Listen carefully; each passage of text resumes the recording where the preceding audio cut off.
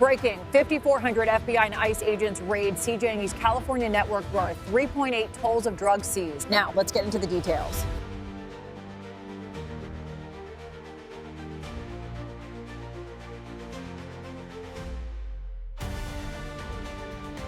Look at the people. Many of them are murderers.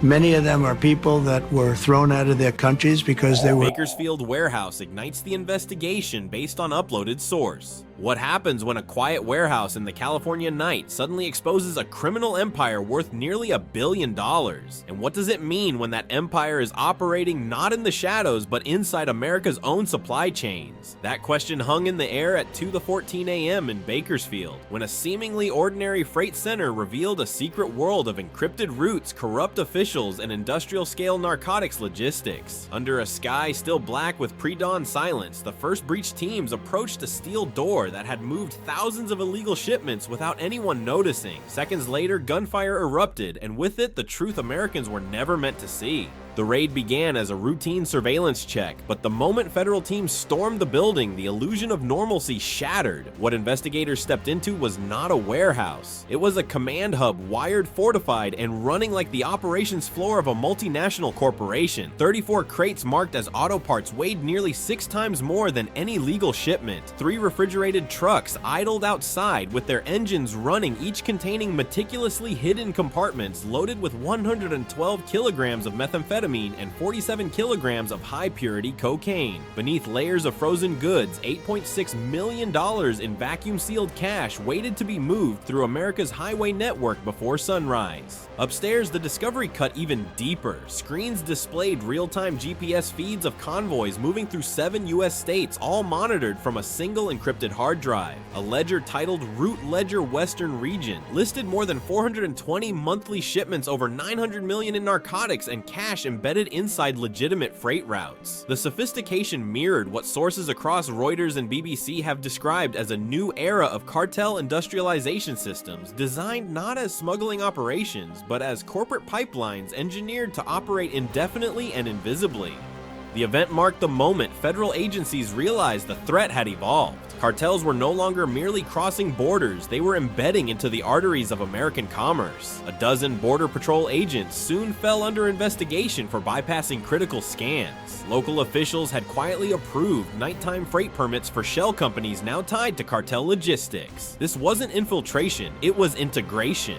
The security implications were enormous, with President Trump reinforcing federal enforcement budgets and pushing for aggressive interagency coordination. The Bakersfield discovery became a test of whether the United States could protect its infrastructure without compromising civil freedoms, or allowing cartels to weaponize America's own economic systems. The balance between liberty and national security suddenly shifted. If criminal groups could insert themselves into routine trucking routes, how many legitimate workers had unknowingly carried their cargo? And how many more systems across the country were already compromised? For families living across the West Coast, the human impact became painfully clear. Hundreds of everyday truckers, warehouse employees, and port workers had been moving nearby these operations without realizing their proximity to hundreds of kilograms of narcotics. Communities already battling addiction crises learned that the supply chains fueling those epidemics weren't distant. They were local, quiet, and engineered to blend into their neighborhoods. As the sun rose over California, officials understood that what happened in Bakersfield was not an isolated breach. It was the first tear in a much larger fabric. If one warehouse could hide $1 billion operation, how many more existed unseen? And as the nation braced for what came next, one question echoed across every agency and every community.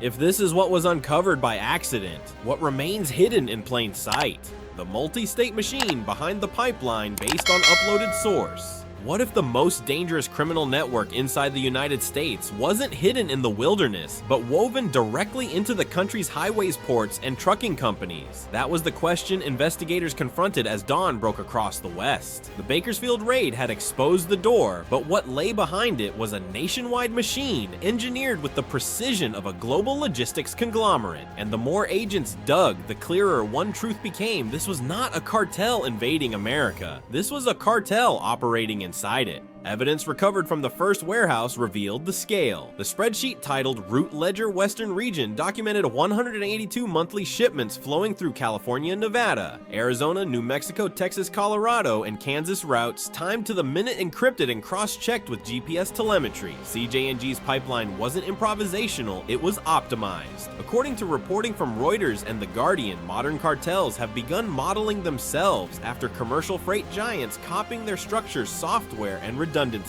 The data seized in California matched those warnings exactly.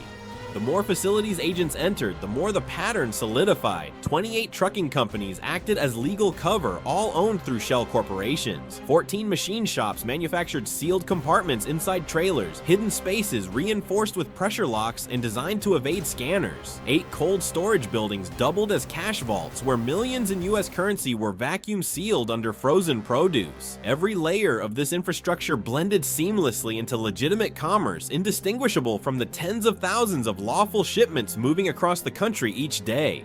Corruption made the pipeline possible. A dozen Border Patrol agents now under active investigation allegedly waved trucks through without inspection. 3 local officials quietly approved off-the-books freight permits to cartel-linked companies. DW and BBC have highlighted rising concerns about criminal infiltration of transportation systems. And here was the physical proof: signatures, timestamps, and transaction logs tying public authority directly to cartel logistics. The system wasn't just exploited, it was compromised. Financial evidence deepened the alarm. In San Bernardino, investigators seized 31 laptops running mirrored accounting programs. These programs tracked payouts, shipping volumes, cryptocurrency conversion schedules, and projected growth targets. Cartel funds were converted to crypto within hours, sometimes minutes of arriving at a warehouse. Hundreds of microtransactions funneled through Belize, Panama, and Hong Kong made the money nearly untraceable, a tactic long warned about by Al Jazeera and Jane's. The US financial monitoring systems were being outpaced by algorithms designed to disappear money faster than agents could investigate it.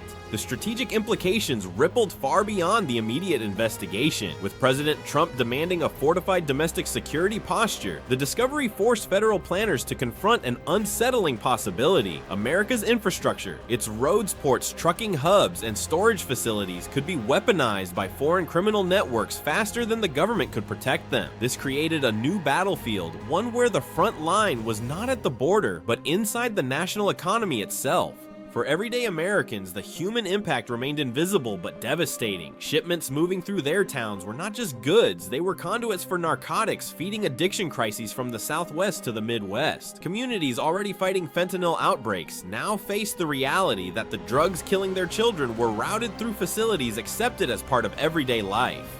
And as investigators realized the scale of this engineered machine, one haunting question emerged. If this is only one region's network, how many more regions already run on the same hidden blueprint? Operation Desert Veil begins at dawn based on uploaded source. What happens when 5,400 federal agents launch simultaneous raids across 7 US states before sunrise?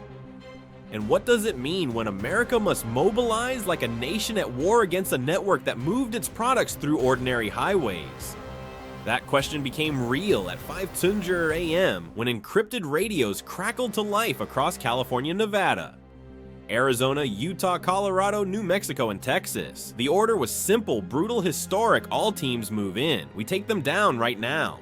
This moment marked the birth of Operation Desert Veil, one of the most extensive coordinated cartel takedowns in modern US history, with President Trump demanding an aggressive, zero-tolerance stance against transnational criminal networks. Agencies now acted with unity rarely seen in federal operations. The FBI, DEA, ICE, ATF, DHS, and dozens of tactical units deployed simultaneously, hitting every identified node of CJNG's industrial machine. According to Reuters and BBC, coordinated strikes of this scale are typically reserved for national-level counterterrorism operations, not narcotics raids. The shift reflected a new reality. CJNG's system had grown beyond cartel behavior. It had become infrastructure. At Bakersfield's abandoned freight terminal, the first shots were fired. 3 armed guards hidden inside shipping containers opened fire as federal vehicles crashed through the main gate. Tactical teams advanced under gunfire shields, lit by muzzle flashes cutting across the dark yard. In just 53 seconds, the firefight ended. Suspects were subdued, and agents secured the building, one of the cartel's secondary staging points. In Phoenix, the violence took a different form. Agents stormed a mechanic's shop modifying truck compartments for contraband transport. Suspects attempted to ignite fuel tanks to destroy evidence. Flashbangs detonated inside the bay, lighting the room in white fire as agents advanced. Blueprints for 60 modified trailers were recovered, proof of an assembly line system designed to pump narcotics across state lines. Las Vegas delivered another shock. As agents raided a cold storage warehouse used for money laundering, 2 trucks tried to ram through the exit gate. Spike strips and precision fire brought them to a stop. Inside the warehouse, $28 million stacked beneath pallets of frozen meat money that traveled the same route as legitimate groceries. Further east, DHS task forces intercepted a convoy near the New Mexico line. Drivers fled, triggering a high-speed chase through industrial back roads. When the lead truck was boxed in, agents found a reinforced compartment welded behind the engine bay, packed with compressed meth bricks. A discovery warned about repeatedly by Jane's Defense Weekly, which has documented the increasing militarization of cartel logistics. By sunrise, 32 facilities across 7 states had been stormed, 18 suspects killed, 73 arrested, 4 trucks destroyed by drivers attempting to burn evidence. The scale stunned even veteran commanders. The smooth, corporate-like system CJNG built one that had operated quietly across the West was ruptured in a single morning. And yet the deeper investigators pushed, the more they realized they had not dismantled a cartel pipeline. They had breached a fortress. Strategically, Operation Desert Veil sent a clear message: the US was willing to escalate its response to match the sophistication of the threat. But this raised uncomfortable questions. Would more aggressive tactics endanger civil liberties? Could coordinated raids expand federal authority in ways communities might resist? Sources at DW and The Guardian warned that major security operations always shift the balance between freedom and control, and the consequences often last long after the raids end. For families across the West, the human impact remained two-sided. Communities gained a rare sense of relief, proof that the federal government could strike decisively. But the raids also revealed an unsettling truth. For years, narcotics cash and armed cartel operatives had been moving silently through their neighborhoods. The threat had never been over there. It had lived beside them. As the dust settled and evidence teams moved in, one question loomed like a shadow over all 7 states. If this is what CJNG built in the open, what was still hidden underground? Inside the cartel's industrial empire based on uploaded source? What if the most alarming discovery of Operation Desert Veil wasn't the gunfights, the cash, or the narcotics, but the realization that the cartel operated a hidden corporate empire right inside the United States? That was the question investigators confronted by 12:20 p.m. when the raids finally slowed and agents began opening crates, servers, and sealed compartments across 7 states. What they found was not chaos, it was architecture cold, calculated, industrial. At the Port of Oakland, containers labeled as machinery parts hid an astonishing inventory: 2.7 tons of methamphetamine, 1.1 tons of cocaine, and more than 640,000 fentanyl pills, each wrapped in heat-resistant foil designed to defeat scanners. It was an operation that mirrored the warnings long issued by Reuters and Al Jazeera cartels, shifting from improvised smuggling to engineered high-volume distribution pipelines built to match commercial shipping standards. In Fresno, the picture grew even clearer. Hydraulic lifts, welding stations, and racks of specialized tools showed how CJNG modified trucks into stealth carriers. False floors, refrigerated panels, pressure-lock compartments capable of concealing 400 pounds of narcotics per vehicle. Blueprints laid out plans for 3 additional sites in Phoenix Riverside and Albuquerque expansion maps, not survival plans. The cartel wasn't reacting, it was scaling. But the financial rooms exposed a deeper threat. In San Bernardino, 31 laptops ran synchronized accounting software, every number cross-checked, encrypted, and routed through offshore servers. The system converted cash into cryptocurrency within 45 minutes of a shipment leaving a warehouse. Funds disappeared into microtransactions scattered across Belize, Panama, and Hong Kong. The Guardian and DW have repeatedly warned that this kind of digital laundering blends seamlessly with global finance. Operation Desert Veil uncovered its American headquarters. What shocked investigators even more were the bribe ledgers. Payments to California highway officers, port inspectors, and a senior transportation official were meticulously logged, ranging from $12,000 to $220,000 per month. Some were paid simply to not ask questions during nighttime freight movements. America wasn't just infiltrated. Parts of its infrastructure had been hired. Las Vegas warehouses exposed the scale of cartel cash handling. Under pallets of frozen seafood, agents found $28 million in stacked bills wrapped to evade drug dogs. In Reno, money was vacuum sealed inside meat packaging, blending into grocery supply chains. The cartel didn't hide behind violence, it hid behind normalcy. Strategic analysts across BBC and Jane's Defense Weekly have warned of a coming era in which criminal organizations function like multinational corporations. Operation Desert Veil proved that era had arrived. CJNG's empire was built to endure raids, absorb losses, and regenerate, just as Fortune 500 companies plan for disruptions. For ordinary Americans, the human impact hit hardest in hindsight. The meat they bought at supermarkets may have sat inches above cartel millions. The trucks they passed on highways may have concealed deadly narcotics. The inspectors meant to safeguard ports may have been quietly enabling the routes that fed addiction epidemics nationwide. It was a system that operated inside the country's trust, turning the everyday landscape into a quiet battlefield. And now, as agents sifted through servers, blueprints, and ledgers, one truth became impossible to ignore. CJNG didn't build an empire to smuggle into America, it built an empire to operate within America. So the question now wasn't how the cartel entered the country, but how deeply it had already rooted itself beneath the nation's institutions. If an empire like this existed for years without detection, what other networks are still running unseen and untouched across the United States? The hidden expansion into new territories based on uploaded source. What if the most disturbing revelations of Operation Desert Veil were not found in the warehouses filled with drugs and cash, but in the servers that showed where the cartel planned to expand next?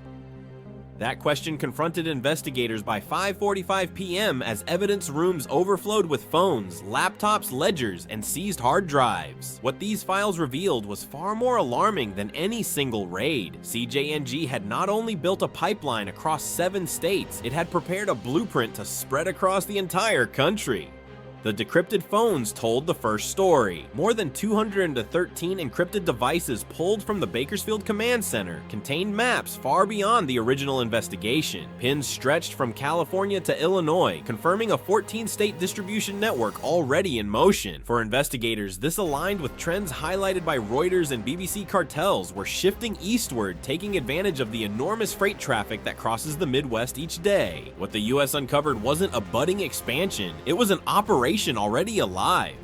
Financial forensics added a second layer. Across all sites raided that morning, federal agents recovered $82 million in cash hidden in cold storage pallets, toolboxes, and false walls. But the digital financial evidence carried an even sharper message. Hard drives from San Bernardino contained complete construction plans for 3 new warehouses, each designed to restart operations within 60 days. Layout security systems projected shipments, all waiting to be activated. DW and The Guardian have repeatedly warned that modern cartels now operate with corporate resilience, not criminal chaos. These files were the proof.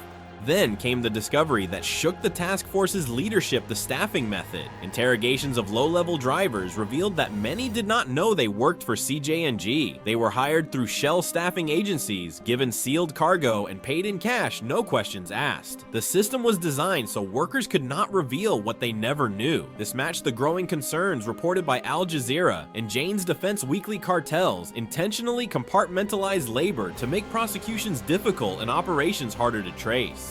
But the Reno server room delivered the most chilling revelation. Among the encrypted files was a strategy outlining partnerships with small biker transport crews across Nevada, Utah, and Colorado. These weren't notorious motorcycle gangs. They were splinter groups, small enough to avoid law enforcement scrutiny, American enough to blend in, and experienced enough to move freight quietly along rural highways. 17 contracted drivers were already scheduled for rotational deliveries over the next 90 days. The cartel's logic was simple: American drivers with clean records attract little suspicion. They were human camouflage.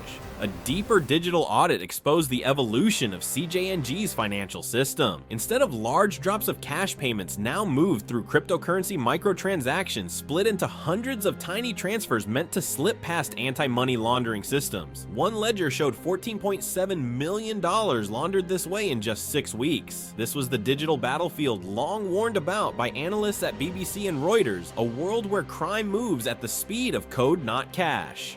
Another layer emerged from an algorithm disguised as a logistics tool. It revealed that CJNG rerouted shipments every 72 hours, even without threats. Each route changed automatically based on wait time and available decoys. This made the pipeline nearly untrackable. It explained how the network had thrived for years without detection, and it confirmed fears raised by Defense News that criminal logistics were adopting the agility of military operations. Finally, investigative teams uncovered intercepted communications between mid-level coordinators. These messages described plans to expand into Oregon, Idaho, and Wyoming, exploiting rural highways with limited federal presence. These states had fewer task forces, fewer inspectors, and fewer resources. To CJNG, they were open corridors ready to be claimed. Strategically, this changed everything, with President Trump pressing agencies to protect American sovereignty and restore national prestige. Federal planners now saw the challenge ahead. The cartel was rebuilding from within, using American drivers, American roads, and American systems to strengthen a foreign criminal network. The battle was no longer about stopping what CJNG had built. It was about preventing what it intended to build next. And as night fell across the 7 states targeted that morning, one question grew heavier with every new discovery. If this empire could regenerate so quickly, what will the next version look like, and how far into America will it reach before anyone sees it coming? The final reckoning and national warning based on uploaded source. What if the true danger uncovered by Operation Desert Veil wasn't the drug seized, the cash recovered, or the suspects arrested, but the realization that a foreign criminal empire had quietly embedded itself into America's institutions?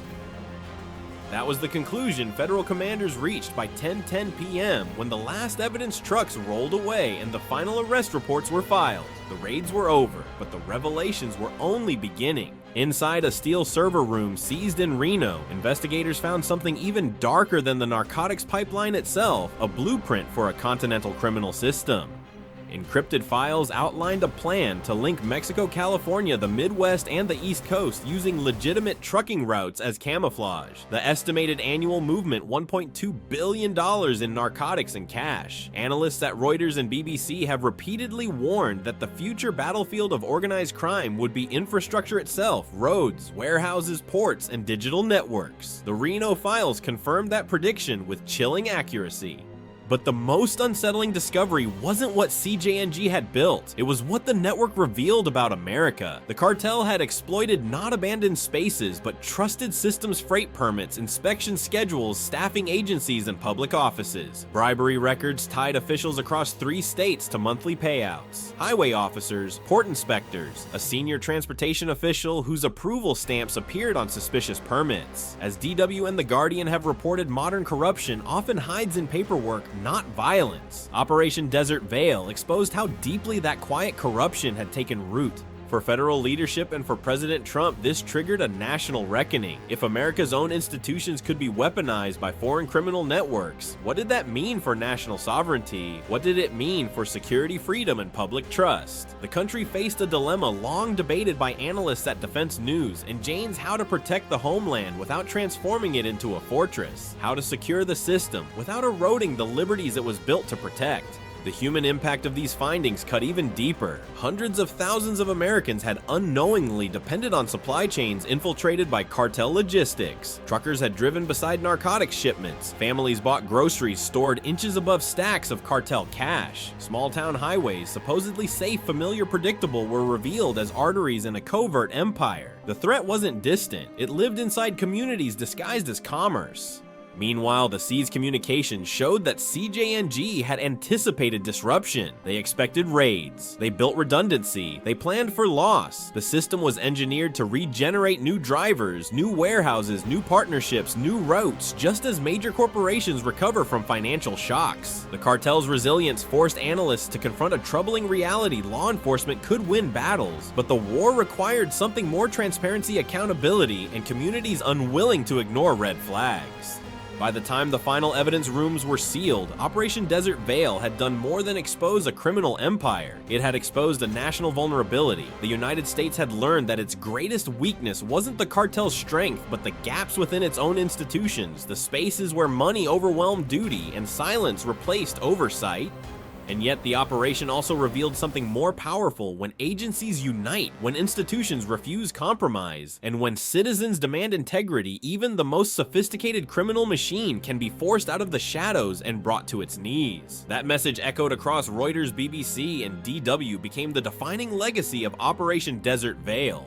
But the story is not over. The blueprint uncovered in those servers is still being decoded. The drivers hired through shell companies are still being interviewed. The corrupted officials still face prosecution. And CJNG, like any globalized criminal organization, is already searching for its next weak point. So tonight, as the nation reflects on what was exposed, one question rises above all the others. Now that America has seen how deeply a criminal empire can root itself into the systems people trust most, will the country remain vigilant enough to stop the next one before it grows? Operation Desert Veil exposed one of the most sophisticated criminal logistics networks ever discovered on US soil, a $900 million a year CJNG empire operating across 14 states. What began as a routine surveillance check in Bakersfield revealed a corporate-style system, encrypted GPS command centers, 28 front trucking companies, cold storage cash vaults, and machine shops building sealed narcotics compartments. The multi-state raids mobilized 400 agents at dawn, striking 32 sites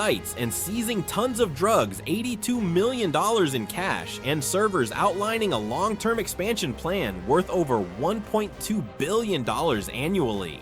Evidence showed systemic corruption within U.S. institutions, highway officers, port inspectors, and a senior transportation official receiving monthly bribes. Digital files revealed the cartel's intent to expand into Oregon, Idaho, and Wyoming using American drivers' biker crews and cryptocurrency micro-laundering systems. Analysts across Reuters, BBC, DW, and Janes noted that CJNG had evolved into an industrial entity, scalable, resilient, engineered to regenerate. Operation Desert Veil delivered a tactical victory, but also a warning. The threat is no longer at the border. It lives inside America's infrastructure. The question now is whether the nation will stay vigilant enough to stop what comes next.